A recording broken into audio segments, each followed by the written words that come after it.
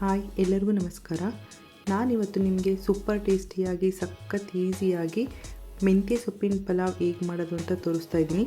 ಈ ರೀತಿ ಮೆಂತ್ಯ ಸೊಪ್ಪಿನ ಪಲಾವ್ನ ಇಷ್ಟು ಈಸಿಯಾಗಿ ರುಚಿಯಾಗಿ ಮಾಡ್ಕೋಬೋದು ಅಂತಂದರೆ ನೀವು ಕೂಡ ಖಂಡಿತವಾಗ್ಲೂ ಮಾಡ್ತೀರಾ. ಬನ್ನಿ ಹೇಗೆ ಮಾಡೋದು ಅಂತ ನೋಡೋಣ.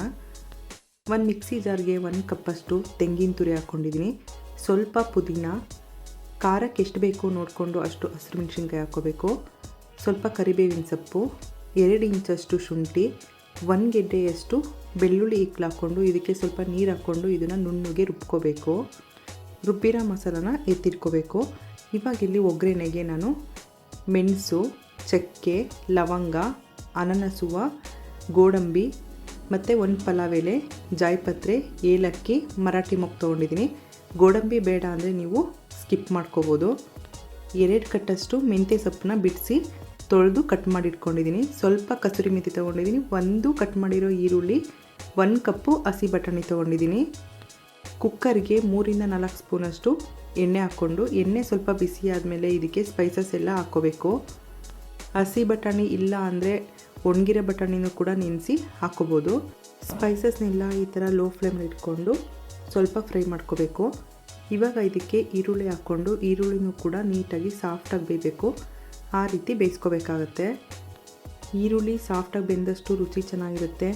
ಜಾಸ್ತಿ ಸೀಸ್ಕೊಳ್ಳಬಾರ್ದು, ಕಡಿಮೆ ಬೇಯಿಸ್ಕೊಳ್ಳಬಾರ್ದು. ನೋಡಿ ಈ ರೀತಿ ಬೇಯಿಸ್ಕೊಂಡು ಇವಾಗ ಇದಕ್ಕೆ ಕಸೂರಿ ಮೆಥಿ ಹಾಕ್ಕೊಂಡು ಇದನ್ನು ಕೂಡ 1 ನಿಮಿಷ ಈ ಥರ ನೀಟಾಗಿ ಬೇಯಿಸ್ಕೋಬೇಕು. ಕಸೂರಿ ಮೆಥಿದು ಫ್ಲೇವರ್ ತುಂಬ ಚೆನ್ನಾಗಿರುತ್ತೆ. ಆ ಫ್ಲೇವರ್ ಬರೋವರೆಗೂ ಬೇಯಿಸ್ಕೊಂಡು ಇವಾಗ ಇದಕ್ಕೆ ಕಟ್ ಮಾಡ್ಕೊಂಡಿರೋ ಮೆಂತ್ಯ ಸೊಪ್ಪು ಹಾಕ್ಕೋಬೇಕು. ಇವಾಗ ಇದಕ್ಕೆ 1 ಕಪ್ಪಷ್ಟು ಹಸಿ ಬಟಾಣಿ ಹಾಕ್ಕೊಂಡಿದ್ದೀನಿ.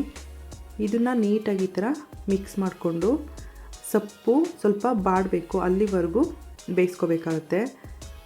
ಮೆಂತ್ಯ ಸೊಪ್ಪು ಡಯಾಬಿಟಿಕ್ ಇರೋರಿಗೆಲ್ಲ ತುಂಬ ಒಳ್ಳೆಯದು ಮತ್ತು ಎಲ್ದಿ ಕೂಡ. ಯಾರು ಬೇಕಾದರೂ ಮೆಂತ್ಯ ಸೊಪ್ಪನ್ನ ತಿನ್ಬೋದು. ತುಂಬಾ ಚೆನ್ನಾಗಿರುತ್ತೆ. ಈ ರೀತಿ ಪಲಾವ್ ಮಾಡ್ಕೊಂಡು ತಿಂದರೆ ಕಹಿನೂ ಇರಲ್ಲ. ಮಕ್ಕಳು ಕೂಡ ತುಂಬ ಇಷ್ಟಪಟ್ಟು ತಿಂತಾರೆ. ಮೆಂತ್ಯ ಸೊಪ್ಪು ಕಹಿ ಅಂತ ಎಷ್ಟೋ ಜನ ತಿನ್ನಲ್ಲ. ಆದರೆ ಈ ರೀತಿ ಒಂದ್ಸಲ ಟ್ರೈ ಮಾಡಿ ನೋಡಿ. ಈ ಥರ ಸ್ವಲ್ಪ ಬಾಡಿಸ್ಕೊಂಡ್ರೆ ಸಾಕು. ಇವಾಗ ಇದಕ್ಕೆ ಸ್ವಲ್ಪ ಅರಿಶಿನ ಮತ್ತು ಸ್ವಲ್ಪ ಉಪ್ಪು ಹಾಕ್ಕೊಂಡಿದ್ದೀನಿ. ಸೊಪ್ಪು ಬೇಯಬೇಕಾದ್ರೇ ಜಾಸ್ತಿ ಉಪ್ಪೆಲ್ಲ ಹಾಕ್ಕೋಬಾರ್ದು. ಸ್ವಲ್ಪ ಉಪ್ಪು ಹಾಕ್ಕೊಂಡು ಈ ಥರ ಸೊಪ್ಪು ಜೊತೆಗೆ ಬೇಯಿಸ್ಕೊಂಡ್ರೆ ಸಾಕು. ಮತ್ತು ಸ್ವಲ್ಪ ಉಪ್ಪು ಹಾಕ್ಕೋಬೋದು ಬೇಕಂದರೆ. ಇವಾಗ ಇದಕ್ಕೆ 1 ಟೊಮೊಟೊ ಹಾಕ್ಕೊಂಡು ಇವಾಗ ರುಬ್ಬಿರೋ ಮಸಾಲ ಹಾಕ್ಕೊಂಡಿದ್ದೀನಿ. ಇದ್ರ ಜೊತೆಗೇ ಸ್ವಲ್ಪ ಮಸಾಲದು ಕೂಡ ನೀರು ಸೇರಿಸ್ಕೊಂಡು ಇದನ್ನು ನೀಟಾಗಿ ಮಿಕ್ಸ್ ಮಾಡ್ಕೋಬೇಕು. ಆದಷ್ಟು ಲೋ ಫ್ಲೇಮು ಮೀಡಿಯಮ್ ಫ್ಲೇಮಲ್ಲಿ ಇಟ್ಕೊಂಡು ಇದನ್ನು ಮಾಡ್ಕೊಳ್ಳಿ. ತುಂಬ ಈಸಿಯಾಗಿ ಮಾಡ್ಕೋಬೋದು ಮತ್ತು ಬೇಗ ಮಾಡ್ಕೋಬೋದು. ಅಷ್ಟೇ ಟೇಸ್ಟಿಯಾಗೂ ಕೂಡ ಮಾಡ್ಕೋಬೋದು. ಇದಕ್ಕೆ ಯಾವುದೇ ಮಸಾಲ ಇಂಗ್ರೀಡಿಯೆಂಟ್ಸ್ ಏನೂ ಆ್ಯಡ್ ಮಾಡಲ್ಲ. ನೋಡಿ ಈ ಥರ 1-2 ಕುದಿ ಬರೋವರೆಗೂ ಇದನ್ನು ಕುದಿಸ್ಕೋಬೇಕಾಗತ್ತೆ. ಮಸಾಲದು ಹಸಿ ವಾಸನೆ ಹೋಗೋವರೆಗೂ ಈ ಥರ ನೀಟಾಗಿ ಕುದಿಸ್ಕೋಬೇಕು. ಇವಾಗ ಇದಕ್ಕೆ ಅಕ್ಕಿ ಹಾಕ್ಕೋಬೇಕು. ನಾನಿಲ್ಲಿ 1.5 ಲೋಟದಷ್ಟು ಅಕ್ಕಿ ತೊಗೊಂಡಿದ್ದೀನಿ. ಇದನ್ನು ನೀಟಾಗಿ ತೊಳೆದು ನೀರು ಸೋಸಿ ಹಾಕ್ಕೋಬೇಕು. ನಾನಿಲ್ಲಿ ಸೋನಾ ಮಸೂರಿ ರೈಸ್ ತೊಗೊಂಡಿದ್ದೀನಿ. 1.5 ಕಪ್ಪಷ್ಟು ತೊಗೊಂಡಿದ್ದೀನಿ. ಇವಾಗ ಅಕ್ಕಿಗೆ ಮಸಾಲೆ ಎಲ್ಲ ಹೊಂದ್ಕೊಳ್ಳೋ ರೀತಿ 1 ರಿಂದ 2 ನಿಮಿಷಗಳ ಕಾಲ ಇದನ್ನು ಈ ಥರ ಮಿಕ್ಸ್ ಮಾಡ್ಕೋಬೇಕು. ನೀವು ಮನೆಯಲ್ಲಿ ಯಾವ ಅಕ್ಕಿ ಯೂಸ್ ಮಾಡ್ತೀರಾ ಅದೇ ಅಕ್ಕಿನ ಪಲಾವ್ಗೆ ಯೂಸ್ ಮಾಡ್ಬೋದು. ಆ ಮೆಜರ್ಮೆಂಟಲ್ಲಿ ನೋಡಿಕೊಂಡು ನೀರು ಹಾಕ್ಕೊಂಡ್ರೆ ಸಾಕಾಗತ್ತೆ. ಮೆಂತ್ಯ ಸೊಪ್ಪಿನ ಪಲಾವು ಜಾಸ್ತಿ ಉದುರಾಗಿದ್ದರೆ ಆ ಥರ ಎಲ್ಲ ಟೇಸ್ಟ್ ಇರಲ್ಲ. ಸ್ವಲ್ಪ ಮೆತ್ತಗಿದ್ರೇ ಚೆನ್ನಾಗಿರುತ್ತೆ. ನಾನಿಲ್ಲಿ ಬಿಸಿ ನೀರು ಹಾಕ್ಕೊಂಡಿದ್ದೀನಿ. ನಾವು ಅಕ್ಕಿ ಫಸ್ಟ್ ಹಾಕಿರೋದ್ರಿಂದ ಇದಕ್ಕೆ ಬಿಸಿ ನೀರು ಹಾಕ್ಕೋಬೇಕು. 1.5 ಕಪ್ಪು ಅಕ್ಕಿಗೆ ನಾನು 3 ಕಪ್ಪಷ್ಟು ನೀರನ್ನ ಕುದಿಸಿ ಹಾಕ್ಕೊಂಡಿದ್ದೀನಿ. ಅಕ್ಕಿ ಫಸ್ಟ್ ಹಾಕಿದ ಮೇಲೆ ಬಿಸಿ ನೀರು ಹಾಕಿದ್ರೆ ತುಂಬ ಚೆನ್ನಾಗಿರುತ್ತೆ. ಮತ್ತು ತಣ್ಣೀರು ಹಾಕಿದ್ರೆ ಸ್ವಲ್ಪ ಅಲ್ಲಿ ಅಕ್ಕಿ ಮೆತ್ತಗಾದಂಗೆ ಆಗುತ್ತೆ. ಅದಕ್ಕೋಸ್ಕರ ಬಿಸಿ ನೀರು ಹಾಕ್ಕೊಂಡ್ರೆ ಪಲಾವ್ ಕೂಡ ಬೇಗ ಆಗುತ್ತೆ ಮತ್ತು ಟೇಸ್ಟು ಕೂಡ ಚೆನ್ನಾಗಿರುತ್ತೆ. ನೋಡಿ ಪಲಾವ್ದು ಈ ಥರ 1 ಕುದಿ ಬರಬೇಕು. ಆವಾಗ ಒಂದು ಸಲ ಉಪ್ಪು ಎಷ್ಟು ಬೇಕಾಗುತ್ತೆ ನೋಡಿಕೊಂಡು ಮತ್ತೆ ಈಗ ಸ್ವಲ್ಪ ಉಪ್ಪು ಕೂಡ ಸೇರಿಸ್ಕೋಬೋದು. ಇವಾಗ ಇದನ್ನು ಒಂದು ಸಲ ನೀಟಾಗಿ ಮಿಕ್ಸ್ ಮಾಡ್ಕೋಬೇಕು. ಎಷ್ಟು ರುಚಿಯಾಗಿರುತ್ತೆ ಅಂದರೆ ಈ ರೀತಿ ಒಂದು ಸಲ ಟ್ರೈ ಮಾಡಿ ನೋಡಿ. ಇದಕ್ಕೆ ನಾನು ಯಾವುದೇ ಗರಂ ಮಸಾಲ, ಸಾಂಬಾರು ಪೌಡರ್ ಏನೂ ಯೂಸ್ ಮಾಡಿಲ್ಲ. ಇದೇ ರೀತಿ ನೀವು ಕೂಡ ಒಂದು ಸಲ ಟ್ರೈ ಮಾಡಿ ನೋಡಿ. ತುಂಬ ಟೇಸ್ಟಿಯಾಗಿರುತ್ತೆ.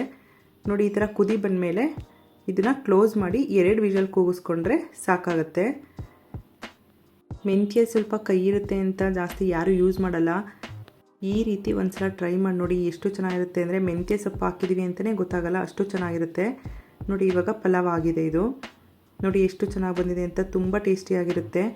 ನೀವು ಕೂಡ ಇದೇ ರೀತಿ ಒಂದ್ಸಲ ಟ್ರೈ ಮಾಡಿ ನೋಡಿ, ತುಂಬಾ ಟೇಸ್ಟಿಯಾಗಿರುತ್ತೆ. ತುಂಬ ಈಸಿಯಾಗಿ ಕಡಿಮೆ ಸಮಯದಲ್ಲಿ ಮಾಡ್ಕೋಬೋದು. ಇದೇ ರೀತಿ ಈಸಿ ರೆಸಿಪಿಗಳಿಗಾಗಿ ನಮ್ಮ ಚಾನಲ್ನ ಲೈಕ್ ಮಾಡಿ, ಶೇರ್ ಮಾಡಿ ಮತ್ತು ಸಬ್ಸ್ಕ್ರೈಬ್ ಮಾಡ್ಕೊಳ್ಳಿ. Thank you for watching.